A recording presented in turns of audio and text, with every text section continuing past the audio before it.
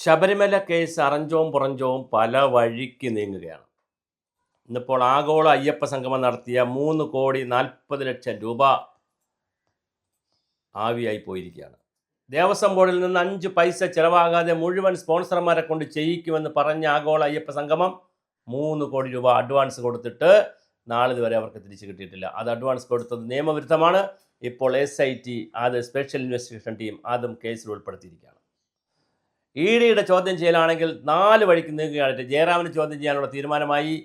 അതുപോലെ തന്നെ കടകംപള്ളി സുരേന്ദ്രനെ ചോദ്യം ചെയ്യാൻ തീരുമാനമായി. ജയശ്രീയെ ചോദ്യം ചെയ്യുന്നു. ജയശ്രീ സെക്രട്ടറി ജയശ്രീയെ ചോദ്യം ചെയ്യുന്നു. മുരാരി ബാബുവിന് ചോദ്യം ചെയ്യുന്നു. ഉണ്ണികൃഷ്ണൻ പോറ്റിക്ക് സമൻസ് കൊടുത്തു. അങ്ങനെ സമഗ്രമായ അന്വേഷണത്തിലേക്ക് ED കടന്നിരിക്കുകയാണ്. അപ്പോഴും വളരെ ഗുരുതരമായ ചില ചോദ്യങ്ങൾ മുന്നിലുണ്ട്. രാഷ്ട്രീയ നേതൃത്വത്തിൽപ്പെട്ട ആളുകൾ കൂടി ഉൾപ്പെട്ടത് കൊണ്ട് ഇതിൻ്റെ പ്രതികളിൽ നിന്ന് കൃത്യമായി മൊഴിയെടുക്കാൻ പറ്റിയിട്ടില്ലയോ? എവിടെയാണ് തൊണ്ടി മുതൽ എന്നൊരു ചോദ്യവും വളരെ കൃത്യമാണ്. ഇങ്ങനെ തൊണ്ടി മുതൽ ചോദിക്കുന്ന സമയത്ത് തന്നെ വളരെ കൃത്യമാണ്. കാരണം ഇത് ചോദിക്കാൻ EDക്ക് കഴിയില്ല. തൊണ്ടി മുതൽ എവിടെ എന്നുള്ള ചോദ്യം ചോദിക്കാൻ EDക്ക് കഴിയില്ല. അത് കഴിയുന്നത് SITക്കാണ്. അതേസമയം മണി ലോണ്ടറിങ്, അഴിമതി പണം, കള്ളപ്പണം, അനധികൃത സ്വത്ത്, അനധികൃത സമ്പാദ്യം, ഈ കാര്യങ്ങളെ സംബന്ധിച്ച് വളരെ കൃത്യമായി EDക്ക് അന്വേഷിക്കാൻ പറ്റും. ED ഇപ്പോൾ പോകുന്ന പോക്കിനാണെങ്കിൽ നമ്മുടെ തന്ത്രി രാജീവ് കണ്ഠരര് രാജീവ് വളരെ വലിയ ഗുരുതരമായ സാമ്പത്തിക ക്രമക്കേടും അച്ചടക്കമില്ലായ്മയും കാണിച്ചിട്ടുണ്ട്. ഭാര്യയുടെ പേരിലും തൻ്റെ പേരിലും ഒക്കെ ധാരാളം സ്വത്ത് സമ്പാദിച്ചിട്ടുണ്ടെന്നുള്ള വളരെ കൃത്യമായിട്ടുള്ള ചില വിവരങ്ങൾ പുറത്തു വരുന്നുണ്ട്. അതൊന്നും സമ്പൂർണ്ണമായി സ്ഥിരീകരിക്കപ്പെട്ടിട്ടില്ല. പക്ഷേ വാർത്തകൾ ഇങ്ങനെ വന്നുകൊണ്ടേയിരിക്കുകയാണ്. അപ്പോൾ ഒരു വശത്ത് തന്ത്രിക്കും തന്ത്രിയുടെ കുടുംബത്തിനെതിരെയുള്ള സാമ്പത്തിക അലിഗേഷൻസ് വരുന്നു. മറുവശത്ത് ഈ കിടക്കുന്ന 10-13 ആളുകൾ, പത്മകുമാർ അടക്കമുള്ള ആളുകളുടെ സാമ്പത്തിക ക്രമക്കേടുകൾ പുറത്തു വരുന്നു. കടകംപള്ളി സുരേന്ദ്രൻ്റെ ബാങ്ക് അക്കൗണ്ട് പരിശോധിക്കുന്നു. അങ്ങനെ വളരെ വിപുലമായ തോതിലാണ് ഒരു വശത്ത് നീങ്ങുന്നത്. ഹൈക്കോടതി സംബന്ധിച്ചിടത്തോളം അവർ ഇതിൽ സംതൃപ്തരാണ്. പക്ഷേ പൊതുസമൂഹത്തെ സംബന്ധിച്ചിടത്തോളം പൊതുസമൂഹത്തിൻ്റെ പൊതുബോധം നിൽക്കുന്നത് ഈ കേസും അട്ടിമറിക്കപ്പെട്ടേക്കാം. ഈ കേസും 90 ദിവസം കഴിയുമ്പോൾ കൃത്യമായ റിപ്പോർട്ടുകൾ കുറ്റപത്രം കൊടുക്കാത്തത് കൊണ്ട് ഒരുപാട് പേർ ജാമ്യത്തിലേക്ക് പോകുന്നു. വാസു ഇന്ന് ജാമ്യത്തിലേക്ക് പോകും. പ്രധാന പ്രതിയായ ഉണ്ണികൃഷ്ണൻ പോറ്റി പുറത്തിറങ്ങി. പിന്നെ വാസു ഇറങ്ങിയാലെന്ത്, പത്മകുമാർ ഇറങ്ങിയാലെന്ത്, എല്ലാവരും 90 ദിവസം കഴിയുമ്പോൾ പുറത്തിറങ്ങുന്ന കാഴ്ചയാണ് കണ്ടുവരുന്നത്. ഇപ്പോൾ തന്നെ 4 പേർ ആൾറെഡി ഇറങ്ങിക്കഴിഞ്ഞു. ഇനി ബാക്കിയുള്ളവർ 90 ദിവസം കാക്കാൻ വേണ്ടി കാത്തിരിക്കുന്നത് പോലെ തോന്നുന്നു. 90 ദിവസമായാൽ എല്ലാവരും പുറത്തിറങ്ങും. അതാണ് ഇപ്പോഴത്തെ SITയുടെ പോക്കനുസരിച്ച്. പക്ഷേ അതിന് ഒരു തടയിടാൻ SITക്ക് കഴിഞ്ഞില്ല എന്നുള്ളത് ഇത്രയും ഗുരുതരമായ പ്രതിസന്ധിയിൽ വന്ന ഇത്രയും വലിയ കൊള്ള ഒരു സ്ഥലത്ത് നടന്നതിന് ശേഷം അതിനെ കൈകാര്യം ചെയ്തതിൽ SITക്ക് എവിടെയോ പിഴവുകൾ പറ്റി. അല്ലെങ്കിൽ അവർക്ക് 90 ദിവസത്തിനകത്ത് ഒരാളെ അറസ്റ്റ് ചെയ്താൽ 90 ദിവസത്തിനകത്ത് കുറ്റപത്രം കൊടുക്കാൻ പറ്റിയിരുന്നെങ്കിൽ വീണ്ടും അകത്തേനെ കിടക്കുമായിരുന്നു. പക്ഷേ അത് വിചാരണ കഴിഞ്ഞ് പുറത്തിറങ്ങാൻ പറ്റുന്നില്ല. പക്ഷേ അത് സംഭവിച്ചില്ല. ഇവിടെ വളരെ ഗുരുതരമായ ഒരു ലാപ്സ് SITക്ക് വന്നിട്ടുണ്ട് എന്നാണ് പൊതുബോധം. അത് എത്ര കണ്ട് ശരിയാണ് എന്നുള്ളത്, നിയമപരമായി എത്ര കണ്ട് ശരിയാണെന്നുള്ളത് കോടതിയുടെ കാര്യമാണ്. കോടതിയാണ് പറയേണ്ടത്. പക്ഷേ കോടതി നാളിതുവരെ 1-2 പ്രാവശ്യം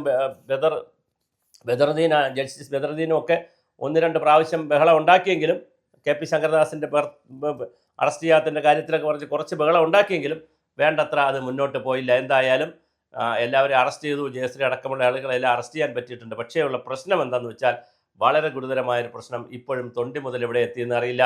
അതെന്തെല്ലാം ചെയ്തു എന്നറിയില്ല. ആർക്കൊക്കെ കൊടുത്തു എന്നറിയില്ല. ഇതിനിടയിലാണ് ജയറാമിൻ്റെ മൊഴി വളരെയധികം കുരുക്കുകളായി. ജയറാമിനെ അറസ്റ്റ് ചെയ്യുന്ന രീതിയിലേക്ക് കാര്യങ്ങൾ ചെയ്യുന്നു.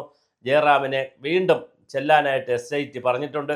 EDയും ജയറാമിനെ ചോദ്യം ചെയ്യുന്നുണ്ട്, മൊഴിയെടുക്കുന്നുണ്ട്. ജയറാമിൻ്റെ മൊഴിയെടുക്കുന്നുണ്ട്. അപ്പോൾ ഇത് വളരെ ഗുരുതരമായ രീതിയിലേക്കാണ് ഈ കാര്യങ്ങൾ ഇങ്ങനെ പടർന്നു പോകുമ്പോഴും ഇത് കൺസോൾട്ടേറ്റ് ചെയ്യപ്പെടുന്നില്ല എന്നുള്ളൊരു ഈ കേസിനെ സംബന്ധിച്ചിടത്തോളം ഇത് ഓരോ ദിവസം കഴിയുന്ന ഒരാളെ പിടിച്ച് അടുത്ത ആളെ പിടിച്ച് ഇങ്ങനെ കുറേശ്ശെ ചില പിള്ളേർ കളി പോലെ പോകുന്നതല്ലാതെ ഇത് കൺസോൾട്ടേറ്റ് ചെയ്യപ്പെടുന്നില്ല. ഇത്രയും ദിവസമായിട്ടും കേസ് കൺസോൾട്ടേറ്റ് ചെയ്യപ്പെട്ടുകൊണ്ട് ഒരു കൃത്യമായ റിപ്പോർട്ടുകൾ വരുന്നില്ല. കൊടുത്ത പ്രാഥമിക റിപ്പോർട്ട് തന്നെ പുറത്തു വന്നിട്ടില്ല. അത് രഹസ്യ കവറിലടച്ച് രഹസ്യമായി കൊടുത്തിരിക്കുന്നതാണ്. അതെന്താണ് അതിനകത്ത് പറഞ്ഞിരിക്കുന്നതെന്ന് ആർക്കും അറിയത്തില്ല. എന്ത് തന്നെ ആയാലും ശബരിമലയിൽ ഇപ്പോൾ കൊടിമരവുമായി ബന്ധപ്പെടുത്തി 2017 മുമ്പുള്ളതും പരിശോധിക്കാനായിട്ട് പറഞ്ഞിരിക്കുന്നത്. അവിടെ അഡ്വക്കേറ്റ് കമ്മീഷൻ്റെത് 2007 അഡ്വക്കേറ്റ് കമ്മീഷനെയും പരിശോധിക്കണമെന്നാണ് പറഞ്ഞത്. അഷ്ടപാല വിഗ്രഹങ്ങൾ വയ്ക്കാനും ദ്വാരപാല വിഗ്രഹങ്ങൾ വയ്ക്കാനും ഒക്കെ മുൻകൈ എടുത്ത അഡ്വക്കേറ്റ് കമ്മീഷനെയും ചോദ്യം ചെയ്യണമെന്നാണ് ഇപ്പോൾ പറഞ്ഞിരിക്കുന്നത്, അവിടെ കോടതി പറയുന്നത്. അപ്പോൾ SIT അങ്ങനെ നീങ്ങുകയാണ്.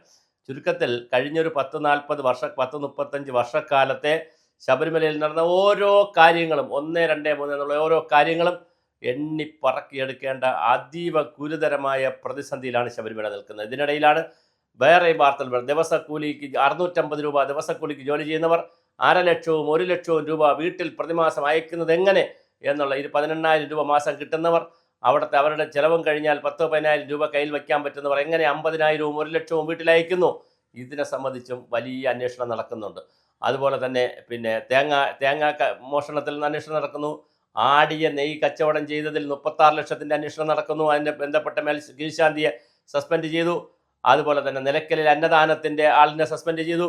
ഇങ്ങനെ ഓരോ മേഖല എടുത്താൽ ആപാത ചൂടം, അതായത് പിയൂണ് മുതൽ സെക്യൂരിറ്റി മുതൽ ദേവസ്വം ബോർഡ് പ്രസിഡന്റ് വരെ ആരെ പേരെടുത്താലും, തന്ത്രി വരെ എടുത്തു കഴിഞ്ഞാൽ എല്ലാവരും ഈ പണം, ശബരിമലയിലെ അയ്യൻ്റെ പണം അടിച്ചുകൊണ്ട് പോയവരാണ്. ഈ ശർക്കരക്കുടത്തിൽ കൈയിടാത്തവരായി ആരുമില്ല. കൈയിട്ടാൽ കൃത്യമായി നക്കുകയും ചെയ്യുമല്ലോ. അപ്പോൾ തീർച്ചയായിട്ടും ശബരിമലയിൽ നിന്ന് കക്കാത്തവർ എന്ന് പറയാൻ ഒരു മനുഷ്യനുമില്ല. ഇപ്പോൾ ഒരുപക്ഷെ കെ ജയകുമാർ IAS അങ്ങോട്ട് പോയിട്ടുണ്ട്, അദ്ദേഹം കക്കില്ലായിരിക്കാം. ബാക്കി എല്ലാവരും അതിനകത്ത് കട്ടവരാണ്. അഡ്മിനിസ്ട്രേറ്റീവ് ഓഫീസർമാർ, അതുപോലെ സെക്രട്ടറിമാർ, അതുപോലെ വിജിലൻസ് ഓഫീസർമാർ, പിന്നെ കമ്മീഷണർമാർ, എല്ലാവരും അതിനകത്ത് കട്ടുമുടിച്ച ഒരു അമ്പലമായി ശബരിമല നിൽക്കുന്നു. അപ്പോഴും ഇത് കൺസോൾഡേറ്റ് ചെയ്യപ്പെടുന്നില്ല ഈ കേസ് എന്നുള്ളതൊരു വലിയ പ്രതിസന്ധിയാണ്. പ്രതികളെ കിട്ടിയിട്ടും ഇതിൻ്റെ തൊണ്ടി മുഴുവൻ കിട്ടുന്നില്ല. എങ്ങോട്ടേക്കാണ് ഇത് കൊണ്ടുപോയതെന്നറിയില്ല. അതീവ ഗുരുതരമായ ഒരു പ്രതിസന്ധിയിലേക്കാണ് നമ്മുടെ ഭരണകൂടം പോകുന്നത്. അപ്പോഴാണ് CBI വരണമെന്ന് പറയുമ്പോൾ ചില ആളുകൾ ചോദിക്കുമ്പോൾ ലാവ്ലിൻ കേസ് എത്രയോ വർഷമായി CBI വന്നിട്ട്, അതുകൊണ്ട് CBI വന്നതുകൊണ്ട് മാത്രം ഇത് തീരുമെന്ന് കരുതാൻ കഴിയുന്നില്ല. എന്തുകൊണ്ടൊരു സ്പെഷ്യൽ ഇൻവെസ്റ്റിഗേഷൻ ടീമിനെ കുറച്ചുകൂടി വിപുലമായ അധികാരം കൊടുത്തുകൊണ്ട്, കുറച്ചുകൂടി വിപുലമായ സൗകര്യങ്ങൾ കൊടുത്തുകൊണ്ട്, ഹൈക്കോടതിയുടെ സുപ്രീം കോടതിയുടെ ജസ്റ്റിസിനെ വെച്ചുകൊണ്ടൊരു കമ്മീഷൻ, അതാകുമ്പോൾ കുറേ കൂടി വിപുലമായ അധികാരങ്ങൾ കൊടുത്തുകൊണ്ടുള്ള ഒരു കമ്മീഷൻ എന്തെങ്കിലും വെച്ചെങ്കിലും ഇത് പരിശോധിക്കണ്ടേ? കാരണം CBI പോലും അറച്ചു നിൽക്കുന്നു. CBIക്ക് പരിശോധിക്കാനായിട്ട് രാജീവ് ചന്ദ്രശേഖർ, BJPയുടെ നേതാവ് പ്രസിഡന്റ് രാജീവ് ചന്ദ്രശേഖറും ഹിന്ദു ഐക്യവേദിയും അയ്യപ്പ സേവാ സംഘവും ഒക്കെ കൊണ്ട് പരാതി കൊടുത്തിട്ടുണ്ട്. ആ പരാതിയിൽ കോടതി പറഞ്ഞിരിക്കുന്നത് പ്ലീസ് വെയിറ്റ് ആൻഡ് സീ, കുറച്ച് ദിവസം കാത്തിരിക്കുക, എന്തെങ്കിലും ഒരു തീരുമാനമാക്കാൻ നമുക്ക്, അതിനകത്ത് എന്തെങ്കിലും കുഴപ്പമുണ്ടെങ്കിൽ നമുക്ക് CBIക്ക് വിടാം എന്നാണ് ഹൈക്കോടതി പറഞ്ഞിരിക്കുന്നത്. പക്ഷേ അപ്പോഴും ഇതെങ്ങും എത്താതെ നിൽക്കുന്ന ഒരു സ്ഥിതിയുണ്ട്. ഇനി ആൻ്റണിയുടെ ബാങ്കിൻ്റെ സമ്പാദ്യവുമായി ബന്ധപ്പെടുത്തിയിട്ടുള്ള കഥകൾ പുറത്തു വരുന്നു. സോണിയാഗാന്ധിയുമായിട്ടുള്ള ബന്ധം ചർച്ച ചെയ്യപ്പെടുന്നുണ്ട്. പിന്നെ മുഖ്യമന്ത്രിയെ നേരിട്ട് ഉണ്ണികൃഷ്ണൻ കണ്ടിട്ടുള്ള ബന്ധമുണ്ട്. ഇതെല്ലാം ചർച്ച ചെയ്യപ്പെടുമോ? ഇതെല്ലാം അന്വേഷിക്കപ്പെടുമോ? ഇവരിൽ നിന്നെല്ലാം മൊഴിയെടുക്കുമോ? കടകംപള്ളി സുരേന്ദ്രനെ അറസ്റ്റ് ചെയ്യുമോ? ജയറാമിനെ അറസ്റ്റ് ചെയ്യുമോ? മുന്നിലുള്ള ചോദ്യങ്ങൾ, ഒരു പിടി ചോദ്യങ്ങളുണ്ട്. അപ്പോഴും വീണ്ടും ആഗോള അയ്യപ്പ സംഗമം അടക്കം ഇതിനകത്ത് വന്നു എന്നുള്ളത് ഒരു പോസിറ്റീവായിട്ടുള്ള കാര്യമാണ്. എന്തൊരു തള്ളിയാണ് ആഗോള അയ്യപ്പ സംഗമം നടത്തിയത്. 1 രൂപ പോലും പിരിക്കില്ല, മുഴുവൻ സ്പോൺസറിങ്ങിൽ കിട്ടുമെന്ന് പറഞ്ഞിട്ട് 3,45 ലക്ഷം രൂപ അവിടെ നിന്ന് സർക്കാരിൻ്റെ ഖജനാവിൽ നിന്ന്, ദേവസ്വം ബോർഡിൻ്റെ ഖജനാവിൽ നിന്ന് കൊടുത്തിട്ട് 5 പൈസ പിരിച്ചെടുക്കാൻ കഴിഞ്ഞില്ല. അപ്പോൾ ശാപ്പാട് കഴിച്ചവരെല്ലാം ദയവായി ആ പൈസ, ശാപ്പാടിൻ്റെ പൈസ അങ്ങോട്ട് കൊടുക്കണം. ദേവസ്വം ബോർഡിൽ നിന്നാണ് ഈ പൈസ എടുത്തിരിക്കുന്നത്. മുഴുവൻ പേരും അവിടെ പോയി ഭക്ഷണം കഴിച്ച മുഴുവൻ പേരും ആ പണം അങ്ങ് തിരിച്ചു കൊടുക്കണം. അങ്ങനെയെങ്കിലും അയ്യൻ്റെ പൈസ അയ്യൻ്റെ ഖജനാവിൽ വരട്ടെ.